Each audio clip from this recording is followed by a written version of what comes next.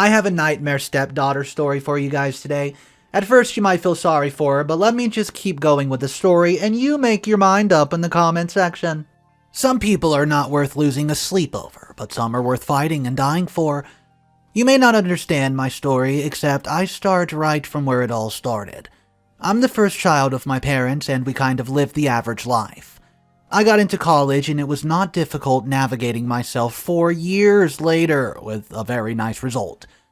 I felt that with the results which I had, it would be easier for me to pick up a lucrative job, but that was just simply not the case.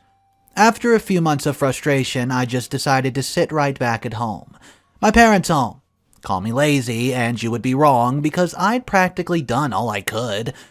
The labor market did not just favor me as at the time, so yeah, I was living with my parents and I was compelled to be grateful for every plate of meal that I was served.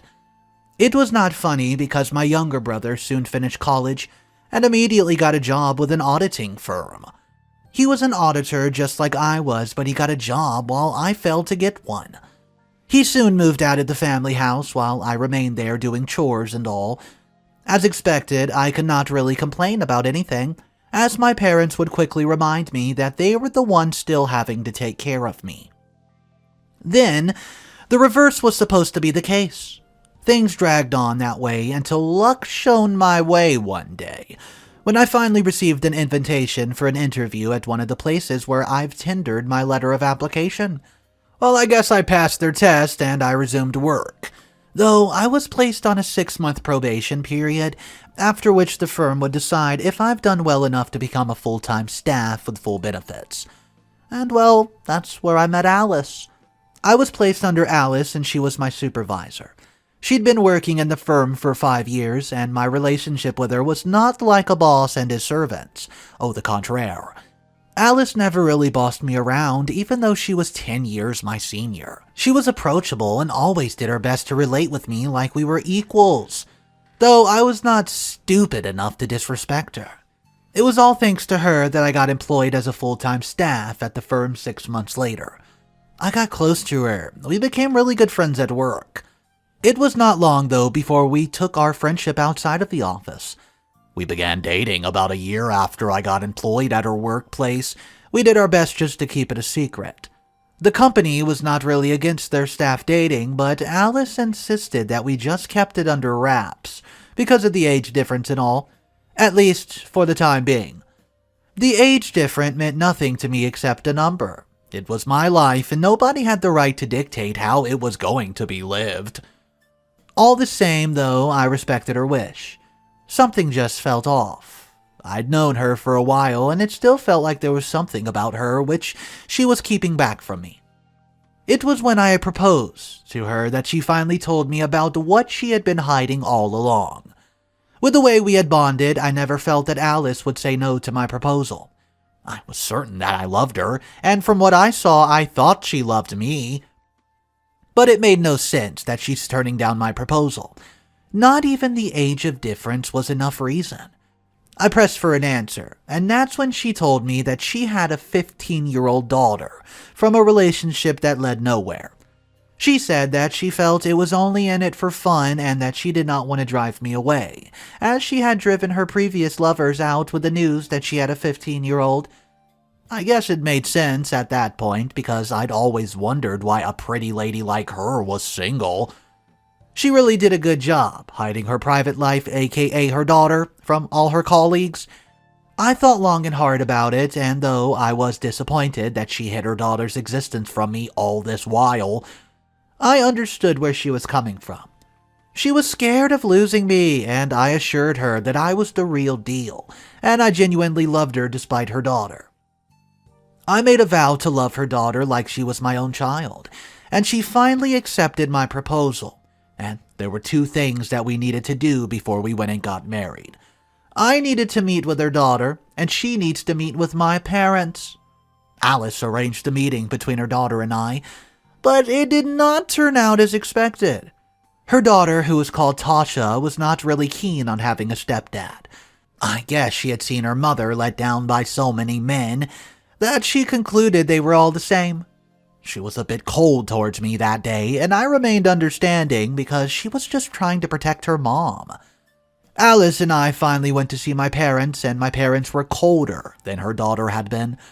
They were not pleased with the fact that she was 10 years older than me, but what seemed to aggravate their anger was when they learned she had a 15-year-old daughter. My parents sent her out of her home, and later told me that she was only after me because of the little money that I was making, and because she was desperate to find a man. They seemed right in their eyes because there was every tendency for a single lady at her age to become desperate for marriage. But I'm telling you, that's not the case. I was the one who actually pushed Alice to get married to me, and their other thoughts about her wanting my little money was just silly because they never knew that she was richer than me. And she had been the one shouldering the whole expense since we began dating. Besides, I had her to thank for the job, which was giving me this little money they're talking about. I made up my mind to fight for our love. Alice was worth fighting for, and well, even dying for. Guys, Mr. Reddito here. This is not the end of the story. I have 6 incredible updates. I compiled every post that the original poster made, and man, let me just tell you, this timeline is bonkers. I hope you guys are having a great day. Take a second right now and subscribe to the channel if you do want to support me. If you're not subscribed already, because there's daily videos here on Mr. Reddito. And let's see what's happening with update numero uno. It's been 3 months since I last posted, and I can say that a lot's happened. I and Alice are currently married. As a matter of fact, I'm currently writing this from the hotel where we've been staying and observing our honeymoon for the past 2 weeks. Yes, we are married. But it did not just happen with ease. It was rather chaotic, and that is thanks to my parents. After Alice and I had failed to get my parents' blessing for marriage, we decided that we would just have a private ceremony with a few friends, even though we were yet to inform them about our relationship. As a matter of fact, Alice almost backed out last minute because she did not want to be married to someone whose family did not support their union. She even felt that I was going to dance to the tune of my parents and break off the engagement, but I held on to her. While she fought to win my parents over, I did my best to prove to her daughter that I was going to be the best stepfather that anyone could ever wish for. Alice and I were preparing to tell our colleagues at the office about our engagement, but they got the news rather quickly from my parents. My mother, who had begun threatening my fiancée Alice to leave me alone, finally drove down to the office and embarrassed herself in front of everyone who looked on as the drama unfolded. There was no sort of abuse that my mother did not rain on Alice. I had to intervene by sending my mother home even though it came late. Alice ran out of the office in tears, and she avoided me for about a week. But I was not willing to let my mother's drama or my family's ranting tear us apart, so I convinced her to look beyond those. We officially informed and invited our colleagues at the office to our wedding, whose date we brought closer just so that we could get officially married, and my parents would quit breathing down our necks. We were really glad when the wedding day came, and everyone from the office and Alice's elder sisters, Bernice, was around. My family were absent because I thought it best to not have them here, as I knew it could upset Alice. The ceremony began, and everything was going well till I and Alice were about to be joined together as husband and wife. My parents suddenly stumbled in to disrupt it. They claimed that I was being manipulated by Alice and said stop this right this instant, and they would not stand by and watch her have her way. The event came to a pause as the officiating minister had to make sure the union was consented to by Alice and I before they could proceed. With the way Alice wept, you could actually think that the whole thing was a burial ceremony. After the whole ruckus had ended, I stated to the minister that I was not in any way being manipulated by anyone. He proceeded to join us, much to the dismay of my parents, who had to stand by and watch us get wedded. After the ceremony was done, my wife obtained a 1-month leave from the company to observe our honeymoon, and I personally decided that I was going to cut off from my family because it was clear that they did not want my happiness. In the meantime, I think I'll take a pause here to go back to my wife. Wow, It just feels good calling her my wife. Mr. Edito here, so update number 2 is coming out right now. It was 9 whole months before the original poster got around to post this. Let's see what it's all about. It's really been a while since I last posted. Time just flies by. Just the same way everything good does. 9 months ago, when I last posted, I did so as a married man, who was probably living the best of his life with the wife of his dreams, but today, I'm writing as a widower with no job who's still suffering from the pain of losing his wife. Yes, I know that I could be labeled the world's most unfortunate man right now. 3 months into our wedding, and my wife Alice was diagnosed with cancer. The news of her ailment immediately took away the joy we were both experiencing, and we soon found ourselves panicking. We began going for one test and treatment or the other. We began expanding the savings which we had on chemotherapy in the hopes that things would get better, but after about a period of 2 weeks, we were hit with another yet devastating news. The doctors told us that she had about 5 months to live. I was broken beyond what words can really express. I could not bear the thought of having to lose my wife. It was just too soon. I gathered the little courage I could put up a fight. I obtained a loan because we'd spent virtually all our savings, and together, we began going from place to place if perhaps we could find a cure. But the whole case worsened. Alice finally woke me up one day in the middle of the night to plead with me to let her go. I cried like a child when she told me to quit fighting the inevitable and just accept fate. It was a request I was not willing to grant because, well, she insisted that we rather spent the rest of her days in making memories that I could hold on to when she was gone. It was difficult, but there was literally nothing else that I could do. We spent her last days together, and I obtained a leave from the firm to stay back with my wife. Her sister Bernice came to live with us, and my wife even had me invite my parents over, so that we could all make up. You would think that my parents would be touched by what we were going through, but they weren't. They declined my invitation and even refused showing pity or empathy. How inhumane can people be? My own parents were still angered by the fact that she'd gotten married to me, that they refused sympathizing with her knowing full well she was going to die. The day Alice passed on would forever remain the saddest day of my life. Something that day died inside of me. It was on a Monday morning, and even though we knew that she was going to die and had tried our best to brace for it, we just could not withstand the pain that came with it. My sister-in-law, Bernice, was busy comforting my stepdaughter, while visitors trooped in to pay a condolence visit. Even my parents, who had somehow gotten the news of my wife's demise, came around to pay their respect to the dead. Hypocrites! They came to respect someone whom they never respected while was alive. We buried Alice a week later, and though I was still granted a leave by the office to mourn my wife, I quickly returned to the office so that I could at least distract myself from the pain that I was going through. But it did not work, both at the office and at home. Everything just remained me of Alice. We had both worked at the same office and lived in the same house, so it was logical that I would be traumatized at both places. I did my best, though, because I had a stepdaughter to take care of. A stepdaughter who I barely knew or bonded with, but my best was just not enough. My productivity level at my office began to drop drastically. My boss at work tried being considerate by giving me some time because he knew that I was passing through. But it changed nothing when it came to clear that I was no good for the company. My boss was left with no choice than to fire me. So in a case in less than a year, my life simply turned upside down. I lost my wife, I lost my job, but that's not even all. The people whom I'd obtained a loan from when my wife was ill came knocking, and there was nothing this jobless man could do, so they gave me an ultimatum: to pay up, otherwise I would lose my home. I ran to my family for help and told them the situation of things, and though they did not give me money to repay my loan, they offered to take me in if I ever needed a place to stay. Their generous offer would have been nice if only they did not attach a condition. They demanded that I send my stepdaughter away before they would take me in. I simply refused. Am I the a-hole for not wanting to send my stepdaughter away when she just lost her mother? The next update comes out 6 months later. It's just titled Update 3.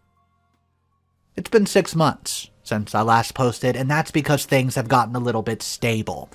And I've gotten busy. Tasha, she's doing pretty well, though I'm not currently with her. You're probably wondering if I succumbed to my parents' demand. Yes. Yeah, I did. Back then, when I was put in a tight spot by my parents to abandon the daughter of the woman I so dearly loved, even though I could not push her away, I knew that in my current state, I could not give her a comfortable life. While I pondered on what to do, I was served an eviction notice from my own home. I had just a week to move out. I called my late wife's sister, Bernice, to tell her of the situation that I was facing. She was extremely understanding and offered to take in my stepdaughter, Tasha, while I lived with my parents and tried to make ends meet. I've taken up 2 different jobs in the past 4 months, and I'm currently in the 3rd as a salesperson now. But the pay's not really much, though, and I'm actually grateful for it, as I've been able to consistently send child support money for my stepdaughter Tasha. I haven't really laid eyes on Tasha since she moved in with her aunt, and as you can rightfully tell, it's as a result of my busy schedule. I was actually planning on it, but a call from my sister-in-law Bernice to come visit made me set the plan in motion. I got to Bernice's place on Tuesday, at a time when school had dismissed. I expected to find Bernice and Tasha, but my sister-in-law Bernice was all alone. That was part of what she wanted to speak to me about. Now, Bernice used to be married with 2 girls, but she's currently divorced and her girls are off in college. Most of her money, which was not enough, went to the schooling of her girls, and she had to sacrifice a lot to provide food and shelter for her niece. But Tasha was not helping matters. She was frivolous in her spending, and she was beginning to grow wild. Bernice told me that Tasha was done with high school, and while I was trying to digest the implications of that, she began telling me of my stepdaughter's escapades, and it was not pleasant at all. I'd barely began thinking about taking several jobs just so that I could raise money for her college. But with what Bernice told me, I feared greatly for Tasha. Should she enter a college with such a lifestyle? After listening to my sister-in-law, I decided to wait till Tasha came home just so that I could speak with her, even though Bernice had suggested she was at one of her boyfriend's place. Tasha finally came strolling in a little later in the day, and she managed to mumble what was supposed to be a greeting to me. I knew her for less than a year when I met her mother, and so I didn't really know she was that wild. Well, as Bernice had guessed, she was at her boyfriend's place, and she admitted it without any form of fear whatsoever. I tried talking to her to strengthen her up, but all she did was rebuke me and ask that I just simply stayed out of her social life. I was angry as anybody would, but still willing to put up with her childishness, for the sake of her mother. Tasha made to walk out on us, and it was at the instant that my sister-in-law Bernice made it to pounce on her like a hungry tiger that found a prey. Well, I stopped her, obviously, and I pleaded with her to overlook my stepdaughter's stupidity and just honor her late sister by helping her daughter. I returned home that day disappointed by Tasha's attitude, but still committed to helping her.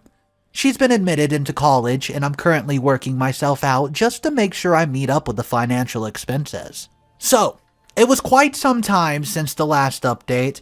I'm talking 2 years. Yeah, finally OP posted after 2 long years. All the commenters thought that this story was just over with, until OP returned saying this. 2 years have passed since my last update. They say that time heals, but I'm still hurting from the demise of my wife. It feels like yesterday. I made it a tradition to visit her tomb on each anniversary of her passing. My stepdaughter Tasha is in her 2nd year in college, and guess who's paying the tuition fees? The very one who she warned to stay out of her life. Yeah, me. I've been covering the college costs for the past 2 years, and never once did she call to say thank you. She never even told me about her entering college. I got the news from her aunt. I've not set my eyes on her since 2 years ago when I last visited, but I've never failed to give her aunt money for her tuition and upkeep. At this point, I believe that my relationship with my stepdaughter cannot get better, but I'm still willing to do my best just so that she can have the life her mother had always wanted for her. I spoke with Bernice a few days ago over the phone, and she told me about Tasha's stories, which was flying around. It sickened me to my core. Apparently, Tasha was not living like a student should. She had a little interest in her study. She rather spent most of her days clubbing and flying around. I felt heartbroken when I got news that she would leave school and spend days with married men. The fact that the money I sent her was a waste did not really pain me as much as I felt when I thought about how her mother would feel if she was still alive. Each year, when I visit my late wife's grave, I make the commitment to do my best for her daughter, but her daughter was not really making matters easy for me. Well, there was nothing that I could do. I could not visit her in school as I was the last person she wanted to see, and so I advised Bernice to not hurt herself over her niece. We could only do so much, and the rest was on her. Besides, she was about 18, and in the eyes of the law, she's an adult. Update 5, post number 5 of this saga. It did not come out until Tasha graduated from college. It was about another year or so, and Tasha finally graduates, and then OP posted this. A year has gone by since I last posted, and I'm doing this from a heavy heart. Tasha has graduated from school, but it was as if though she never went. The only thing she came out with was her bad results, which was proof that she had wasted time and resources for the past few years. She came back home and began to tore a flesh of her aunt. At this time, my sister-in-law Bernice had married off her 2 daughters, and so she was alone with Tasha. She helped Tasha get a job, but my stepdaughter Tasha was fired within just a few weeks of being employed, because even though her aunt's influence had gotten her the job, her laziness, ignorance about the work, and unwillingness to both learn and work was enough to get her fired. She sat back home doing nothing, and at this point, I'd quit sending her monthly stipends as she had graduated from college. It wasn't really long before her and her aunt begun having issues. My sister-in-law was obviously fed up with her niece's approach to life, and she was not willing to condone it anymore. Tasha, on the other hand, did not want to be accountable, controlled, or guided. All she wanted was to live however pleased her without having to answer to anyone. She had totally disregarded her aunt who had housed her for all these years. She went out and came when she felt like she wanted to, and would abuse her aunt if she tried advising or calling her to order. It got so bad that Tasha began bringing her male friends to the home. Bernice was still pondering on what to do when Tasha left the home for months, only to resurface with the 3 months pregnant. Bernice was heartbroken by her niece's pregnancy, and I feared for my sister-in-law, because she developed high blood pressure all these months while wondering where niece has been. And it could get worse with the pregnancy which followed her home. After much interrogation, it turned out that the 2 men, whom my stepdaughter suspected to be the father of her child, were both unwilling to accept the pregnancy. I still kept my distance in the middle of the whole drama, but I advised and encouraged Bernice to be strong, not to let her niece's stupidity affect her health. Drama never seems to end with my stepdaughter Tasha. She soon caused Bernice's blood pressure to rise again a few days later, when she had tried aborting the pregnancy but ended up in the emergency room. The shame was apparently too much for her to deal with, and she could not imagine giving birth to a child in that condition, and that was a part of the reason she attempted aborting it. Tasha was lucky to have escaped with her life, and we thought the whole episode was going to make her rethink everything, where her life was headed, but oh, we were so wrong. A few weeks after she recovered, she resumed her usual lifestyle. This was the other reason why she aborted the child. She did not want anything to tie her down. It was at this point my sister-in-law daughters had to intervene. They rented a different apartment for her to live at so they would not have to deal with Tasha's problems anymore. I don't know. I think it was a good idea. I'm just going to kind of distance myself from this whole situation from here on out. This is probably going to be my final update. Thank you guys for all the help, and if you just want to give some advice to me, just tell me what you would do.